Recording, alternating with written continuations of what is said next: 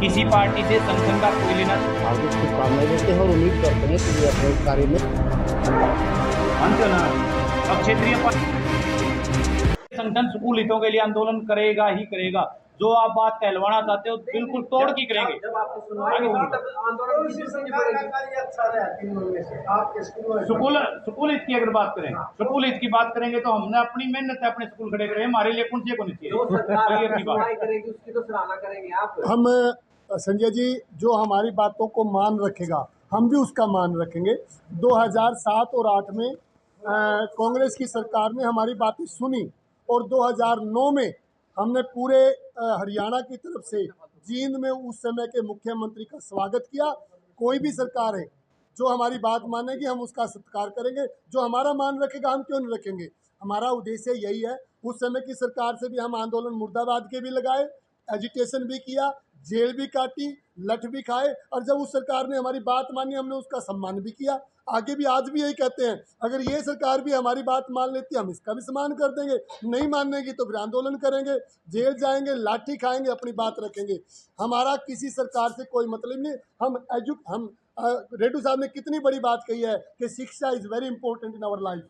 Education सबसे महत्वपूर्ण है। हम शिक्षा के लिए बने हैं। शिक्षा के मंदिरों को हम आँच नहीं आने देंगे। जो शिक्षा के मंदिर हमने स्थापित किए हैं वो मंदिर, शिक्षा के मंदिर एज इट इज शिक्षा देते रहेंगे। और हरियाणा के इस विकास में बच्चों की शिक्षा का, खासकर प्राइवेट स्कूल के बच्चों की शिक्षा का सबसे महत्वपूर्ण रोल होगा, सबसे बड़ा रोल होगा। समय निकाल कर हमारे हरियाणा प्राइवेट स्कूल संघ हरियाणा के लिए आपने समय दिया, और मैं अपने परिवार का, जितने भी हमारे प्राइवेट स्कूल के संचालक हैं, सभी का बहुत आभार प्रकट करता हूं कि मुझे इस लायक समझा, मुझे इतना बड़ा दायित्व, इतनी बड़ी जिम्मेदारी मेरे परिवार ने दी है। मैं आश्वासन दिलाता हूं अपने पूरे परिवार को, पूरा हरियाणा प्रदेश के प्राइवेट स्कूलों को, कि जो विश्वास आपने मुझ पर जताया है मैं इस पर पूरा खरा उतरने की भरपूर कोशिश करूँगा।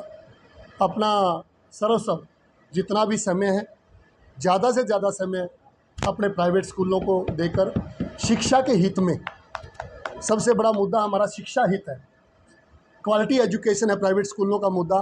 उस क्वालिटी एजुकेशन के लिए, उस हरियाणा के प्रत्येक बच्चे के लिए गुणात्मक शिक्षा के लिए प्रतिबद्ध है। इसलिए हम सब प्राइवेट स्कूल मिलकर एक हरियाणा के शिक्षा के स्तर को उठाने का भरपूर प्रयास कर रहे हैं और करते रहेंगे। ये मैं आश्वासन अपने पूरे हरियाणा के प्राइवेट स्कूल संघ को, अपने प्राइवेट स्कूल एसोसिएशन के संचालक साथियों को, सभी को अपनी तरफ से ये विश्वास दिलाता हूँ कि मैं तन, मन और धन से इस संस्था की सेवा करता हूँ। मानते हो ना, अब क्षेत्रीय पार्टियां जितनी बड़ी बड़ी पार्टियों में से उठकर आज हरियाणा पूरे देश के अंदर हजारों पार्टियां हैं, तो चलता ही रहता है। रमेश जी, हमारा संगठन बड़े अच्छे मुद्दे लेके आए, आप भी सहयोग करोगे, प्रजा भी जनता भी सहयोग करेगी।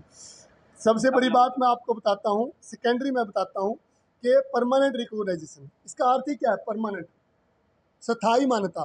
स्थायी मान्यता के लिए भी आदेश आ रहे हैं कि आफ्टर 10 ईयर्स आपने रिन्यूअल करानी पड़ेगी। अरे हम हर साल फार्म नंबर 6 भर रहे हैं। फार्म नंबर 6 में हम बच्चों का बायोडाटा, टीचर्स का, स्टाफ का, सैलरी का, बसेस, जब हम कंटिन्यू है तभी तो भर रहे हैं। हम तो हर साल रिन्यूअल करवा रहे हैं, परंतु सरकार को ये समझ नहीं आ रही। उससे क्या है? भ्रष्टाचार का रास्ता निकलेगा। अफसर आएंगे, रिन्यूअल के लिए डिमांड रहेंगे, तो हम नहीं चाहते कि भ्रष्टाचार का कोई रास्ता निकले। इसीलिए स्थायी का मतलब स्थायी होना चाहिए। हम स्कूलों को परमानेंट मान्यता मिल रही है। हम सरकार को समय समय पर अपना बायोडाटा दे रहे हैं, जानकारी दे रहे हैं, जिसके लिए हम बाध्य वो देते रहते हैं। तीसरा बना है कि वो पैसा हम लेके रहेंगे। ये आज हरियाणा प्राइवेट स्कूल संघ हरियाणा की जो आज यहाँ पर शुभारंभ किया जींद की धरती से, ये इसी का आपका जवाब है। कोई अल्टीमेटम भी दे रहे सरकार को, भी कोई टाइम बाउंड भी कर रहे हैं भी आप 15 दिन में, 20 दिन में। आज पहली प्रेस कॉन्फ्रेंस है हमारी, पहली पीसी आपके माध्यम से। पहले हम सरकार से अनुरोध करेंगे, मिलेंगे हमारे को, हमने किसी के माध्यम से सीएम का समय मांगा हुआ है, किसी लीडर के माध्यम से। अगर वो सीएम जल्दी हमें समय देता है और समाधान करता है तो ठीक है, हम भी समाधान ही चाहते हैं, सरकार समाधान करे। अगर सरकार समाधान नहीं करना चाहती तो आप वाली भाषा है, अल्टीमेटम है, सरकार को सड़कों पर आएंगे। आरोप लगते रहते हैं भाजपा चाहे खाप हो, संगठन हो, संघ हो, तोड़ती रहती है। तो आपका ये संघ टूट गया, इस बारे में क्या कहें? वो मुश्किल से 10 से 15 से 20 किलोमीटर डेली चलती है। अगर हम एवरेज लगाएं 10 साल में 1 लाख 1.5 लाख किलोमीटर, मैक्सिमम कोई लंबा रूट हो तो 1.5 लाख किलोमीटर चलती है। ये एक देश का संसाधन है बहुत बड़ा। अगर देश का कोई संसाधन जल्दी नष्ट किया जाता है वो देश के हित में भी नहीं है। इन बसों को 10 साल के बाद रोड से उतारना ये देश के भी हित में नहीं है और प्राइवेट स्कूलों के हित में नहीं है और ना ही बच्चों के हित में है। तो इसलिए कम से कम मैं तक तो स्कूल बस किलोमीटर के हिसाब से 20 साल मिनिमम होनी चाहिए, ताकि देश के संसाधनों का ज़्यादा दोहन ना हो और वो बच्चा भी सुरक्षित हो, बस भी सुरक्षित हो। हाँ, जो मापदंड है उनके फिटनेस की वो हम क्लियर करते रहेंगे हर एक साल है।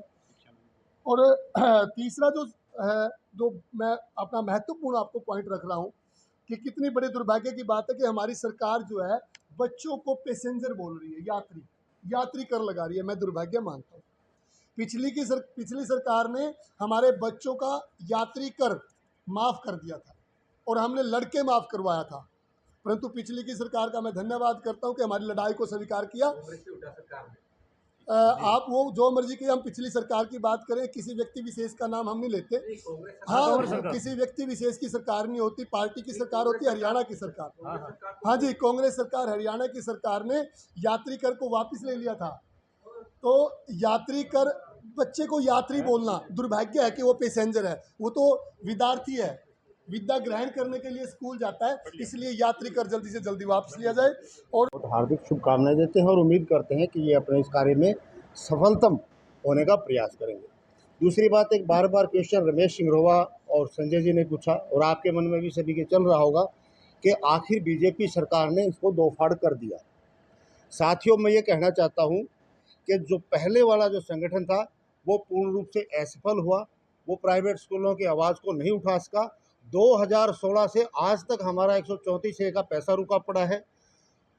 किस तरह के कानून लागू किए जा रहे हैं, क्या राइट है board of school education Haryana को, कैसे वो रिकॉग्निशन चेक कर सकता है? उसका काम होता है एग्ज़ाम लेना, परीक्षा लो विद्यार्थियों की, और ये कार्य होता है एजुकेशन डिपार्टमेंट का, वो करो जो करना है।